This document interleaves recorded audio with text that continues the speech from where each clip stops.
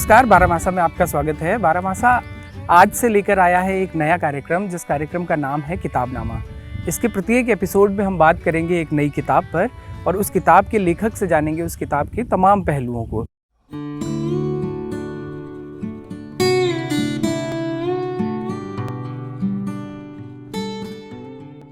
तो आज की जो हमारी किताब है, आप जो ये मेरे हाथ में देख रहे हैं, किताब का नाम है कोतवाल का हुक्का।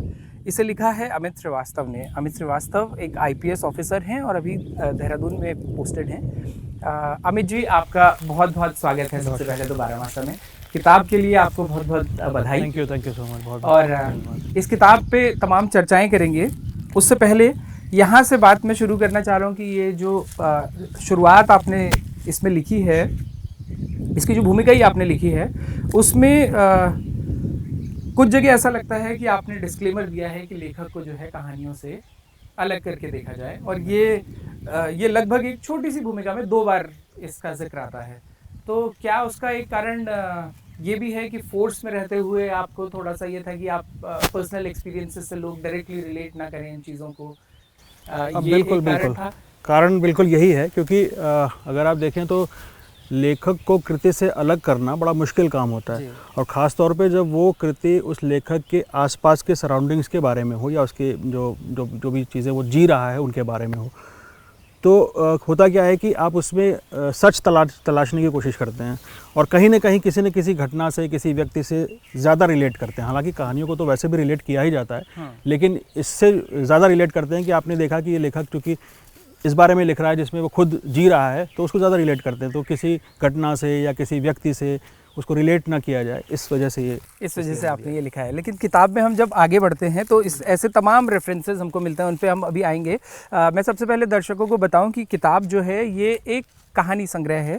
इसमें अमित जी ने कई कहानियाँ लिखी हैं और अलग अलग फॉर्मेट की कहानियाँ हैं। कुछ बहुत छोटी कहानियाँ, 6 पंक्तियों की कहानी, लघु कहानियाँ हैं, कविता के फॉर्मेट में लिखी गई कहानियाँ हैं, और कुछ लंबी कहानियाँ भी इस संग्रह में हैं।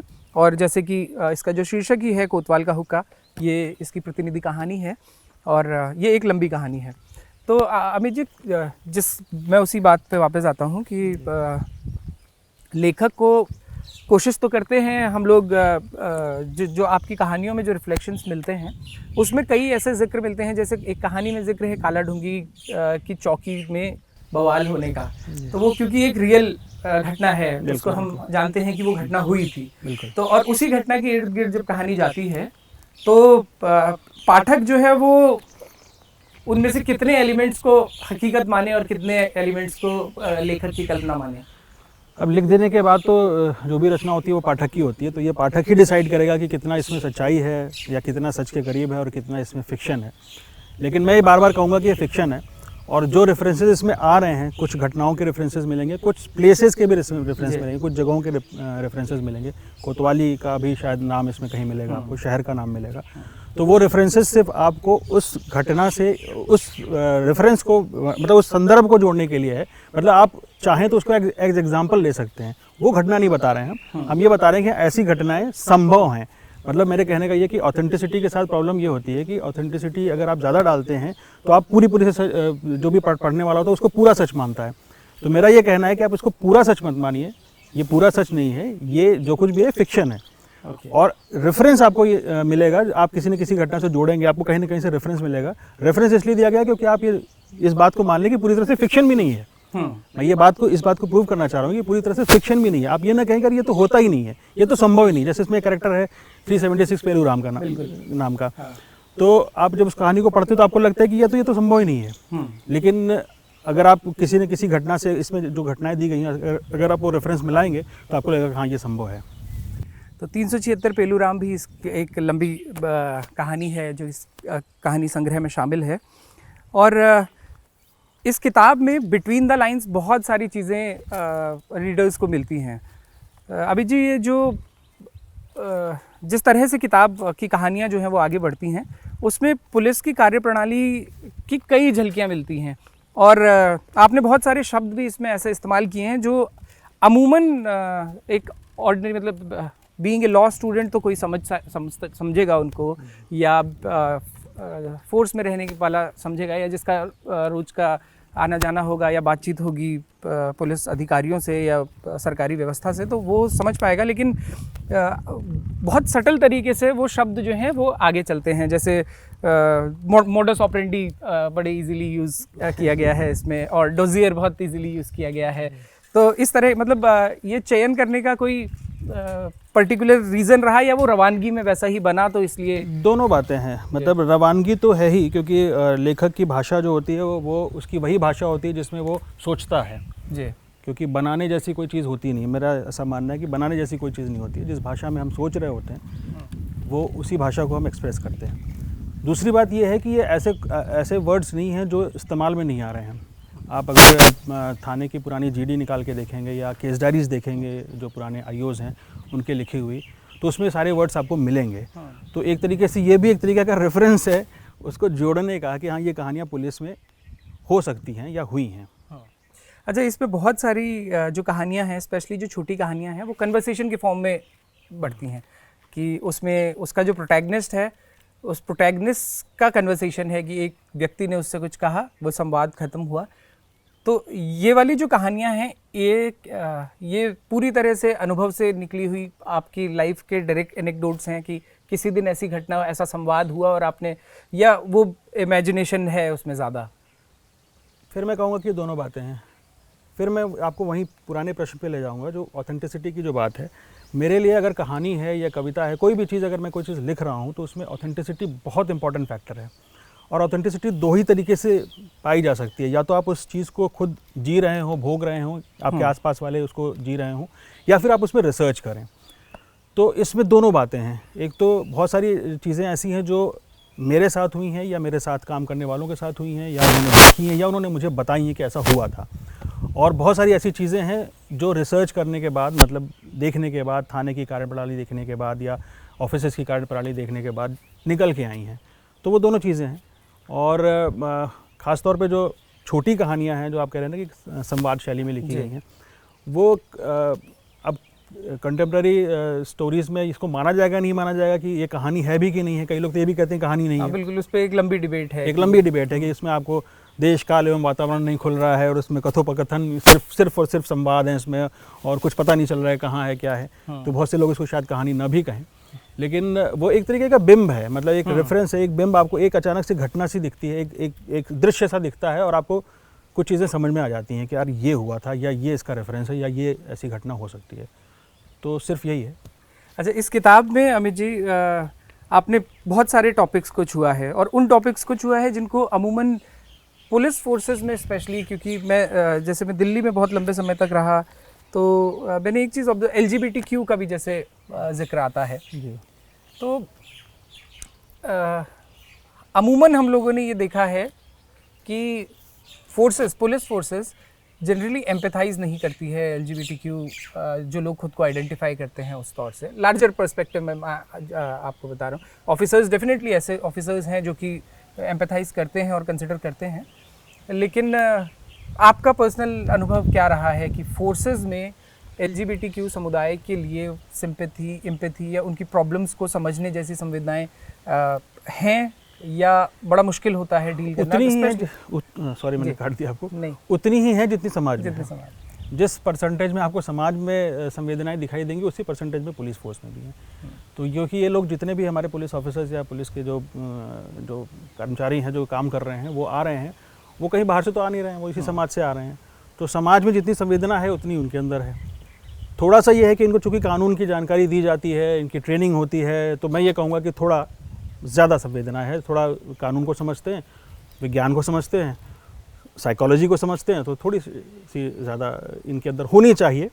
अब ये तो मैं डायरेक्टली नहीं कहूँगा कितनी है कितनी नहीं है, क्योंकि जितना मेरा पर्सपेक्टिव है, जितना मैंने जाना है। लेकिन कभी आपने ऐसे ऑब्जर्व किया कि उनकी प्रॉब्लम्स को डील करते हुए, या जब उनको थाने आना पड़ता है अपनी किसी भी समस्या को लेकर, तो अमूमन जो बैठ के FIR लिख रहा है कर्मचारी, वो उसको इतनी ट्रेनिंग होती है कि वो समझ सके उनके इश्यूज़ को, कंसिडर फेस वैल्यू पे ले सके, या या आपको ऐसा महसूस होता है कि उसके लिए मतलब जैसा आपने जिक्र किया कि जितनी संवेदनाएं समाज में हैं और समाज में बड़े अलग अलग तरीके तंज कसे जाते हैं उन लोगों के ऊपर, मजाक बनाया जाता है, लेकिन फोर्स से एक्सपेक्ट किया जाता है कि वो उनको भी इक्वल ट्रीटमेंट बाकियों की तरह दे। मतलब एक आम नागरिक तो इसलिए बच निकल सकता है क्योंकि उसकी अकाउंटेबिलिटी नहीं बनती है, लेकिन फोर्सेस में लोगों की बनती है।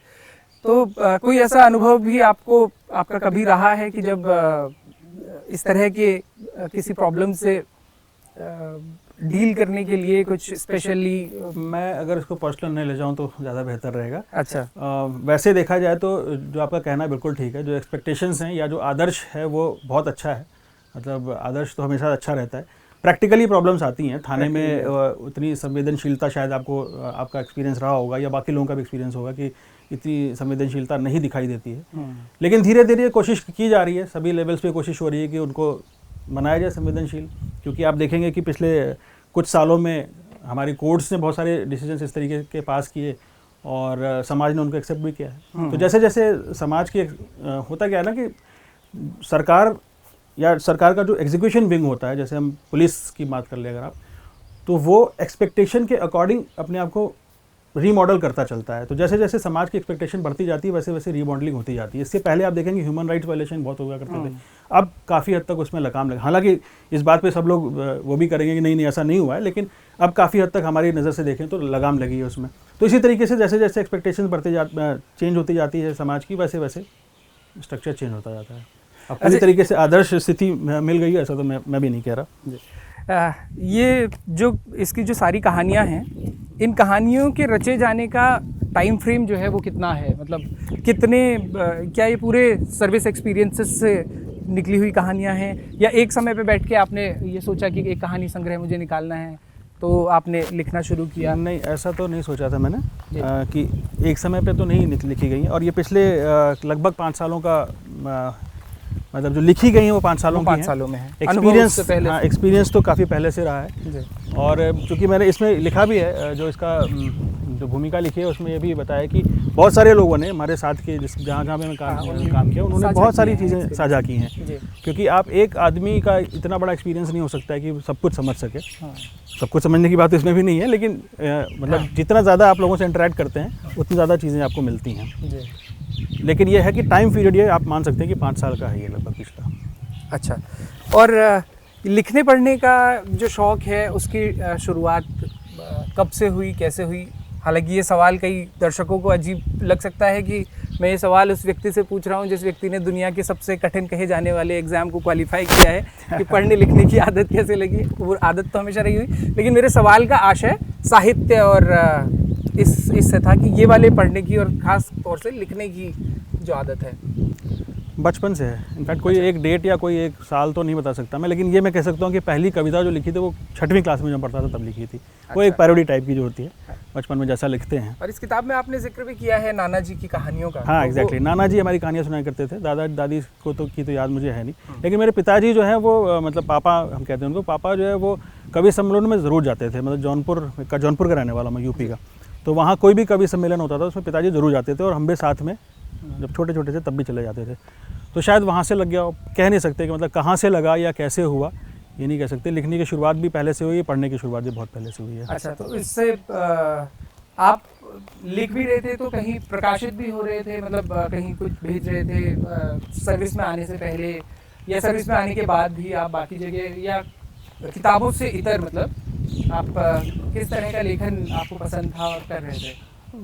अगर देखा जाए तो मेरे ख्याल से मुझे लगता है कि शायद अगर मैं साल तो नहीं याद कर सकता, लेकिन 9वीं 10वीं के आसपास कविताएं या कहानियां छपना शुरू हो गई थी।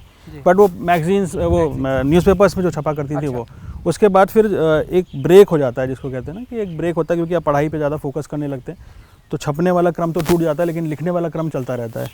फिर पहली किताब जो छपी है वो सर्विस में आने के बाद छपी है। अच्छा। और जो आपकी जो अन्य किताबें हैं जो उनमें भी, जैसे ये किताब तो है, ये ऑडियंस को, अब इसके पाठकों को बहुत सारी चीज़ें फोर्स के इर्द गिर्द भी बताती है, पुलिस प्रणाली के इर्द गिर्द बताती है। सभी कहानियाँ लगभग उसी से रिलेट करती हैं। पावर स्ट्रक्चर्स जब बदलते हैं तो उसमें क्या भूमिका होती है और कैसे पुलिस प्रणाली भी उसके साथ में कुछ हद तक बदलती है, या कैसे वो सिंक एक बन चुका होता है सिस्टम का पूरी पावर स्ट्रक्चर्स के साथ में, और तमाम इस तरह की बिटवीन द लाइंस कही गई बातें जो हैं वो हमारे पाठकों को इससे मिलती हैं। तो आपकी जो इससे इतर जो किताबें आई हैं उसमें भी इसका जिक्र जो है वो ये किताब तो स्पेसिफिकली बैठिए, ये किताब तो स्पेसिफिकली उसी प्रणाली पे जिसकी आप बात कर रहे हैं, पावर स्ट्रक्चर, पुलिस, और इस पे है, और इसमें सारी कहानियाँ पुलिस से रिलेटेड हैं। लेकिन इसके पहले जो उपन्यास था मेरा गहन है या अंधकारा, उसमें वहाँ भी कहानी, बेसिक स्टोरी, जो बेसलाइन स्टोरी है वो पुलिस की ही है, मतलब एक इन्वेस्टिगेशन है वो, लेकिन उसमें फिर पूरा समाज आता है। ये दो किताबें तो ये हो गई। इसके अलावा एक कविता संकलन है, उसमें पुलिस नहीं है, और एक संस्मरण की किताब है, उसमें भी पुलिस नहीं है। वो तो जब मैंने ट्रेनिंग ज्वाइन की थी उस समय की किताब है। तो ये दो किताबें पुलिस से संबंधित कह सकते हैं, उसके पहले की नहीं है। अच्छा, पुलिस जैसी फोर्स में होना, और स्पेशली इंडिया में जहाँ पे कहा जाता है कि भारी कमी है पुलिस फोर्सेस की, इसलिए ओवरलोडेड हैं, हमें काम का जो वर्कलोड है वो बहुत ज़्यादा है पुलिस वालों के ऊपर। तो उस सब के बीच में समय निकालना कितना कठिन होता है पढ़ने और लिखने के लिए? ये प्रश्न मुझसे कई बार किया गया है, कई जगहों पे किया गया है, और हर जगह पे मेरे पास इसका सिर्फ एक ही जवाब होता है कि हम खाना भी खाते हैं और हम मूवीज़ भी देखते हैं, तो लिख भी लेते हैं, पढ़ाई भी कर लेते हैं। क्योंकि जब आपको लगेगा कि ये करना उतना ही ज़रूरी है जितना खाना खाना, तो आप लिखेंगे। जब आपको लगेगा कि ये करना उतना ही ज़रूरी है जितना नहाना या बाकी जो दैनिक क्रियाएं होती हैं या नौकरी उतनी ज़रूरी लगेगी, तो आप पढ़ेंगे भी। तो इसलिए कोई ऐसा बहुत साइंस नहीं है, मैनेज हो जाता है काम के साथ में, पढ़ना लिखना और सारी चीज़ें। इसकी एक छोटी सी कहानी मैं दर्शकों को पढ़ के सुनाना चाहूँगा। तुम्हारे थाना क्षेत्र में कितने मरे? सर 7, और तुम्हारे? सर 6। सर लेकिन सर उसमें से 3 भिखारी हैं। अच्छा, मतलब 3, गुड। कुछ चींटियाँ फाइलों से निकलकर फीतों से चिपक गई। इस तरह की ये जो कहानी है, ये जिस तरह से ये कहानी छोटी सी लघु कहानी है, और एक ऐसा संवाद है कि जिसमें 3 भिखारियों की मौत हुई है, तो तुरंत संख्या वापस 3 पे आ गई है। तो यही इसी संवेदना की हम थोड़ी देर पहले बात कर रहे थे कि मतलब क्यों पुलिस वाले अगर डेली क्योंकि क्राइम देख रहे हैं और डेली उनके साथ सामने कुछ घटनाएं हो रही हैं और डेली कुछ ना कुछ चीज़ें घटित हो रही हैं, तो शायद जिसके लिए पहली बार किसी ऑफेंस को देखने का जो नज़रिया होता है एक आम आदमी के लिए, पुलिस वालों का डेफिनेटली बदल जाता होगा, थोड़ा काफ़ी हद तक बदल जाता होगा। लेकिन सीधे सीधे मतलब इतना रूड भी कभी हो सकता है कि अच्छा मतलब क्या इससे पाठक वो निकालेगा? मैं ये कहूँगा आप इसमें से पुलिस वाले को हटा दीजिए। अच्छा, आप ये सोचिए कि थाना क्षेत्र की बात नहीं हो रही है, आप सोचिए कि तहसील की बात हो रही है, या आप सोचिए कि किसी और सरकारी ऑफिस की बात हो रही है, फिर आप इसको पढ़िए।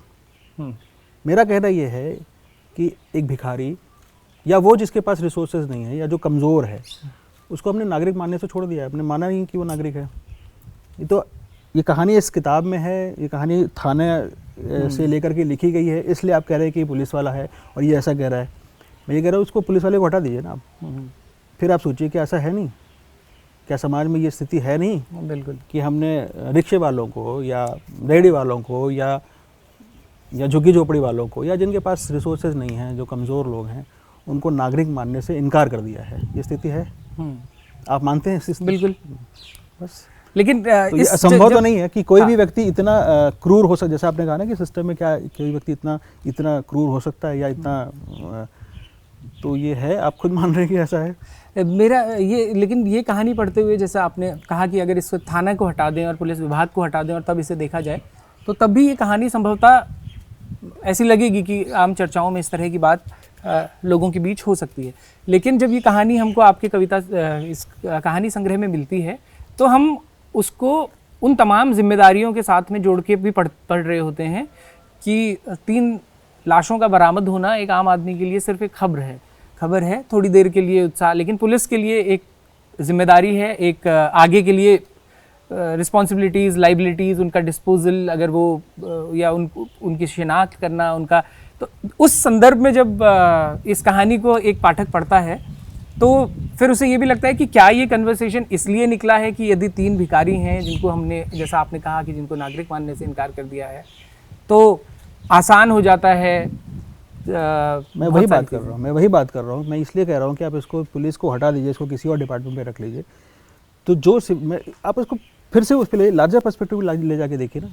जो सुविधाएं किसी एक सुविधा भोगी या किसी एक सशक्त आदमी के पास हैं, वो सुविधाएं उनको मैसर नहीं हैं, बस इतनी सी बात है। यही समझने वाली बात है, चाहे वो जीवन जीने के पहले की हो, मरने के बाद की हो, बात तो एक ही है। तो सिर्फ इतना ही कहना है मेरा कि हम समाज के प्रति, अब समाज के रूप में भी एक तरीके से एक हिस्से को काट के चलते हैं।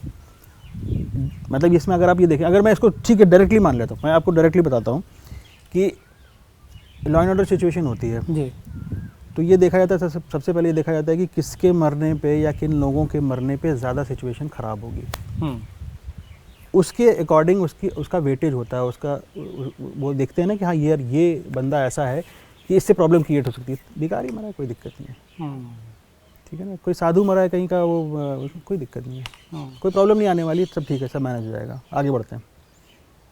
अब इसको किसी से रिलेट मत कीजिएगा। हाँ, एग्जैक्टली। मेरा कहना सिर्फ ये है, बिल्कुल मेरा कहना सिर्फ ये है कि हैव्स एंड हैव्स नॉट की लड़ाई है सिर्फ, और वो हैव्स नॉट को जितने भी लोग हैं, मतलब सिर्फ पुलिस वाले नहीं, सारा सिस्टम के सभी लोग, सिस्टम मतलब कि समाज के सभी लोगों ने इस तरीके से यही ट्रीटमेंट चल रहा है। तो बस ये एक सच्चाई है। और इसी तरह की कई सारी चीज़ें इस कहानी संग्रह में आपको मिलती हैं, जैसा अभी जिक्र हुआ अमित जी के साथ में कि एक लाश के कहीं बरामद होने के कितने पर्सपेक्टिव्स हो सकते हैं, और पुलिस की इंटरनली आगे रिपरकशंस क्या क्या होते हैं, कि जैसे उन्होंने बताया कि कैसे ये बहुत सारे व्यूअर्स के लिए एक नया पर्सपेक्टिव होगा कि अलग अलग व्यक्तियों की मौत पर भी लॉ एंड ऑर्डर की सिचुएशन के हिसाब से उसको देखा जाता है, या कहीं अगर कोई लाश बरामद हुई है, या कहीं अगर कोई एक्सीडेंट भी अगर किसी थाना क्षेत्र में हुआ है तो उसके भी रिपरकशंस को उस लिहाज से देखा जाएगा कि कहीं वो वीआईपी तो नहीं, कहीं वो वही जो आपने बताया। मैं इसको सही या गलत नहीं कह रहा हूँ, और इसको इस तरीके से पेश भी ना किया जाए कि ये सही है या गलत नहीं, है। बिल्कुल हाँ। मैं सिर्फ ये कहना चाहता हूँ कि पर्सपेक्टिव क्या है, हाँ, सिर्फ ये कि पर्सपेक्टिव क्या है, बाकी इसका एनालिसिस समाज को करने दीजिए कि सही है या गलत है।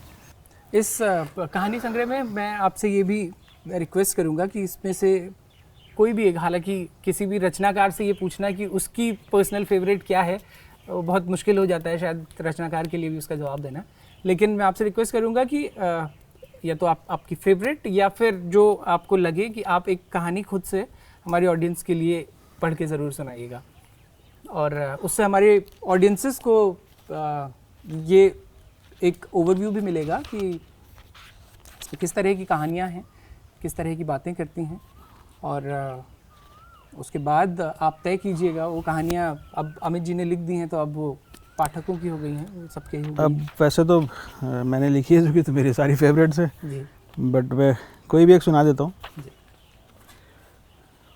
तामिल दोयम सुना देता हूँ।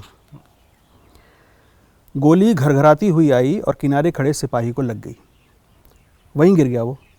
भीड़ के दोनों बाजुओं की नसें ढीली पड़ गईं, दंगा एकदम से रुक गया। साहब पस्त कदमों से लाश की ओर बढ़ा। कौन है ये तो हलक में दरदराहट उभर आई थी।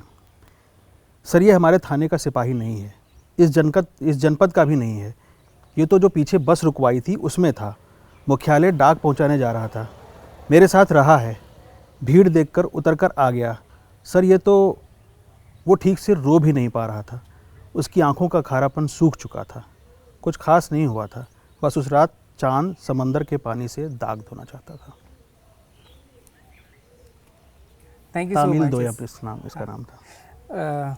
और इसमें देखिए बहुत सारी इसमें जो कहानियाँ हैं, वो कहानियाँ और कविताएं जो हैं वो लगभग ऐसा लगता है कई जगह पे ओवरलैप हो रही हैं। कुछ जगह पे आपने उसका डिस्क्लेमर भी दिया है, मैंने वो जिसमें आपने कविता नुमा शुरुआत उसकी की है, और उसके ऊपर आपने ये लिखा है कि ये कविता होते होते रह गई। इस तरह से आपने वो कहानी जिसने कविता होने से इनकार किया। वो कहानी जिसने कविता होने से इनकार किया। तो और इसकी जो कहानियां हैं फिर वो इसी वजह से वो मेटाफर में जैसे ज़्यादा बातें करती हैं बजाय कि प्रत्यक्ष पूरी कहानी। एक कहानीकार जिस तरह से एक कहानी को बुनता है कि एक प्लॉट होता है, एक नायक होता है और कहानी आगे बढ़ती है, तो इसमें कई जगह मेटाफर्स के इस्तेमाल ज़्यादा हैं। तो उसका कोई पर्टिकुलर रीज़न रहा या वो वैसे ही अकर हुई इस वजह से ऐसी लिखी गई? उसका पहला एक रीज़न, जो सबसे बड़ा रीज़न जिसको कहेंगे, वो यही है कि मेरे लिए ये चीज़ें, जैसे मैंने पहले कहा ना कि बनाना जैसा कुछ नहीं होता, ये मेरे पास आती हैं, मतलब कुछ मेरे जहन में उठती हैं चीज़ें, और जिस तरीके से जिस फॉर्म में आती है मैं वैसे ही लिखता हूँ। अगर वो पोएटिक फॉर्म में आई है और मैं लिख रहा हूँ कहानी और बीच में कोई चीज़ ऐसी आई जो पोएट्री के फॉर्म में है, तो मैं उसको एज इट इज़ डालूंगा, क्योंकि मैं अगर उस पोएट्री को तोड़ूंगा तो मैं अपने आप से, मुझे लगता है कि जस्टिफाई नहीं कर रहा हूँ। उसी तरीके से कोई चीज़ अगर पोएट्री के फॉर्म में, कहानी के स्टोरी के फॉर्म में आ रही है, एक निश्चित खाके में आ रही है, तो उसमें ज़बरदस्ती तोड़ फोड़ करके मैं उसको कविता नहीं बनाऊंगा, उसको वैसे ही लिखूंगा जैसे वो आ रही है। तो एक तो सबसे बड़ा रीज़न ये है। दूसरा, ये फॉर्म का जो झगड़ा होता है ना, ये बड़ा बेकार का झगड़ा है कि ये कविता है या कहानी। आप इसको कुछ भी कह दीजिए। कुछ लोगों ने कहा इसमें कविताएं ज़्यादा हैं तो कविता संग्रह क्यों ना कह दीजिए आप। मतलब ये जो आपको रिव्यूज़ मिल रहे हैं उसमें ये बात कही गई है कि इसमें कविता ज़्यादा आ रही है, तो ठीक है, आप इसको कविता संग्रह कह लीजिए, मुझे फ़र्क नहीं पड़ता। आपको पढ़ना है, आप पढ़ रहे हैं, आपको अच्छी लग रही है तो अच्छी बात है, नहीं अच्छी लग रही है तो दूसरी बात है। तो अब ये फॉर्म का चक्कर रहा भी नहीं, अब तो वैसे भी विधाओं को तोड़ फोड़ चल रही है, इस समय काफ़ी हद तक चल रही है, और हमारी हिंदी ने भी इसको अडॉप्ट कर लिया है, बाकी लैंग्वेजेस में भी ये चीज़ें चल रही हैं। तो क्योंकि वही बात है ना कि एक तो ऑथेंटिसिटी बहुत इंपॉर्टेंट है मेरे लिए, दूसरा जिस फॉर्म में वो आ रही है उसी फॉर्म में उसको एक्सप्रेस करना है। मैं अपनी एक्सप्रेशन को कंट्रोल करूँ सिर्फ इसलिए कि मुझे एक फॉर्म देना है, ये मेरे से नहीं हो पाएगा, मुझसे नहीं हो पाएगा। अच्छा, तो अभी तक आपको जो रिव्यूज़ किताब के बारे में मिल रहे हैं, जैसे एक तो आपने ये बताया कि एक इस बारे में भी चर्चा हुई, और अभी कुछ दिन पहले एक चर्चा भी इस किताब पर हुई थी, तो कुछ बड़ा इंटरेस्टिंग अनएक्सपेक्टेड सा वापस कोई रिव्यू या कोई फीडबैक आपके पास आया? जैसे ये तो आपको पहले से मालूम रहा होगा कि ये चर्चा होगी, कविता कहानी के बीच वाली जो द्वंद्व है या वो है, लेकिन कुछ ऐसा अनएक्सपेक्टेड भी कोई रिव्यू आया? एक बड़ा ब्लंट सा क्वेश्चन, बड़ा एकदम शार्प क्वेश्चन है, ब्लंट तो गलत इस्तेमाल कर रहा हूँ मैं, बड़ा एक शार्प क्वेश्चन आया जो मेरे दिमाग में बिल्कुल नहीं था। उसमें किसी ने पूछा कि इसमें आपने कभी देखा कि कितनी कहानियाँ सुखांत हैं और कितनी दुखांत हैं? अच्छा। तो ये मेरे लिए एक वाकई सोचने वाली बात थी कि वाकई क्या ऐसा है। तो एक बार रिव्यू किया गया तो ये देखा गया कि ज़्यादातर कहानियों में दुख है, और मेलंकली जिसको कहेंगे या सैडनेस कहेंगे, एक तरीके का अंधेरा जिसको लोगों ने कहा, तो वो अंधेरा इन कहानियों में दिखता है। हालांकि उनका जवाब तो मैंने दे दिया, मुझे यही लगा कि क्योंकि ये तो मेरा जानने का मतलब नहीं है कि इसमें सुख है या दुख है, और अगर आपको इसमें दुखांत ये कहानियाँ लग रही है तो मेरे ख्याल से ये पर्सपेक्टिव बना रही होंगी तो लग रही हैं। लेकिन जो मेरा ये मानना है कि अगर दुख ज़्यादा आ रहा है या अंधेरा ज़्यादा दिख रहा है तो उसकी वजह यही है क्योंकि समाज में अंधेरा है। जिन चीज़ों को लेकर के मैं लिख रहा हूँ वहाँ अंधेरा है, तो उस अंधेरे को रजिस्टर करना बहुत इम्पॉर्टेंट है, उस चीज़ को समझना और उस चीज़ को समझाना कि हाँ देखो भाई अंधेरा है, किसी को आगाह करना कि अंधेरा है या यहाँ पे दुख है, बस इतनी सी बात है। तो वो अगर है तो है। हम इस इंटरव्यू को रैप करेंगे, उससे पहले अमित जी आपसे, आप अगर हमारे पाठकों को इस किताब के बारे में बहुत अगर आपसे कहा जाए कि इसको 2 लाइंस में अगर आप इस किताब की भूमिका बताना चाहें हमारे पाठकों को, तो वो आप किस तरह से बताएं? ये बड़ा मुश्किल है क्योंकि जो मुझे लिखना था या कहना था वो तो इस किताब में कह दिया गया है, और अपनी किताब की खुद ही आलोचना करना तो ये बहुत मुश्किल काम है। लेकिन अगर मैं ये कहूँ कि मेरा जो लिखने का जो जिसको कहते हैं, मैं एक तो अपने टाइम को समझने की बहुत कोशिश करता हूँ, जिस समय में हम रह रहे हैं उस समय को समझने की बहुत कोशिश करता हूँ, और जिस भूगोल में हम रह रहे हैं उस भूगोल को समझने की कोशिश करता हूँ। और जो पिछला 30 सालों का एक इतिहास है हमारा, जो आफ्टर दिस ग्लोबलाइजेशन के बाद का जो हमारा इतिहास है, उस इतिहास में सिस्टम कैसे बदल रहा है या सिस्टम के अंदर क्या तोड़फोड़ हो रही है और समाज उसको किस तरीके से एक्सेप्ट कर रहा है या एक्सेप्ट नहीं कर रहा है, वो समझना मेरे लिए बड़ा मतलब इम्पॉर्टेंट रहा है। तो उसको समझते समझते ये चीज़ें लिखी गई हैं। तो फिर मैं ये कहूँगा कि वैसे तो ये सारी की सारी पुलिस की कहानियाँ हैं, लेकिन अगर आप बारीकी से देखेंगे तो इसमें समाज के वो तमाम पूरा मुद्दे। समाज और पूरा इतिहास आपको दिखाई देगा। खासतौर पे कोतवाल का हुक्का की अगर आप पढ़ेंगे तो आप पूछता 90 के दशक के बाद से जो चेंजेस हमारे समाज में हुए हैं वो रिफ्लेक्ट हो रहा है इसमें। मेरे तरफ से मैंने कोशिश की कि वो रिफ्लेक्ट हो। पाठकों को कितना लगा है ये तो पाठक ही बता सकते हैं। अमूमन जब पुलिस व्यवस्था और उनसे जुड़ी हुई उससे उसके इर्द गिर्द चर्चाएं होती हैं तो बड़ी एक ब्लैक एंड वाइट चर्चा होती है जिसमें बहुत सारे लोगों के पुलिस से कोई अच्छे अनुभव नहीं होते हैं या उनकी आलोचनाएं बहुत ज़्यादा होती हैं, इस तरह की चर्चा होती है, या फिर बिल्कुल ही ठीक उसके ऑपोजिट खड़ी हुई चर्चा होती है।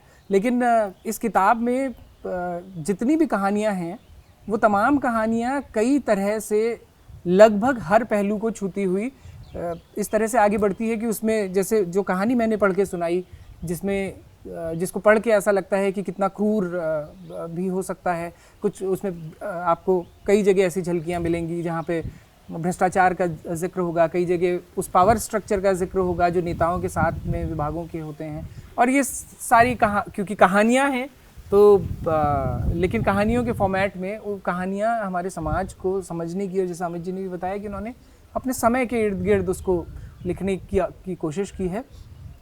तो मैं पर्सनली भी रिकमेंड करूँगा कि आप लोग ये किताब मंगवा सकते हैं। और ये अभी किस प्लेटफॉर्म पे अभी उपलब्ध है? अब ये अमेज़ॉन, फ्लिपकार्ट सभी जगह पे है। अमेज़न और फ्लिपकार्ट दोनों जगह ये उपलब्ध है। कोतवाल का हुक्का नाम से अमित श्रीवास्तव की किताब है। आप लोग मंगाइएगा, फीडबैक उन तक भी पहुंचाइएगा, हम तक भी पहुंचाइएगा। ये कार्यक्रम आपको कैसा लगा इसके बारे में भी हमें कमेंट करके ज़रूर बताइएगा। हम तमाम लेखकों से आपकी मुलाकात करवाते रहेंगे और इस कार्यक्रम में चर्चा करेंगे उनकी किताबों पर। अमित जी, लेखकों से आपने कर दिया तो ये बात अच्छी अंडरलाइन हो गई कि लेखक से ही मिला रहे हैं, पुलिस वाले से नहीं मिला रहे। और हाँ, ये भी हमारे क्योंकि पूरे कन्वर्सेशन में हो सकता है कुछ लोगों को ये लगे कि हमको अमित जी से और तमाम चीज़ों पर, उनके अनुभवों पर बात करनी चाहिए थी, लेकिन ये हमारे इस कार्यक्रम का क्योंकि फॉर्मेट ये है कि हम एक ही किताब पे बात करते हैं, तो आज हमने अमित श्रीवास्तव जो कि एक लेखक हैं उनसे आपका परिचय करवाया, जो एक IPS अधिकारी हैं उनसे आपका परिचय ज़रूर कभी तफसील से ज़रूर करवाएंगे। और अमित जी, आपका बहुत बहुत शुक्रिया बारामासा से बात करने के लिए और इस किताब के लिए आपको फिर से एक बार बधाई। बहुत धन्यवाद, शुक्रिया।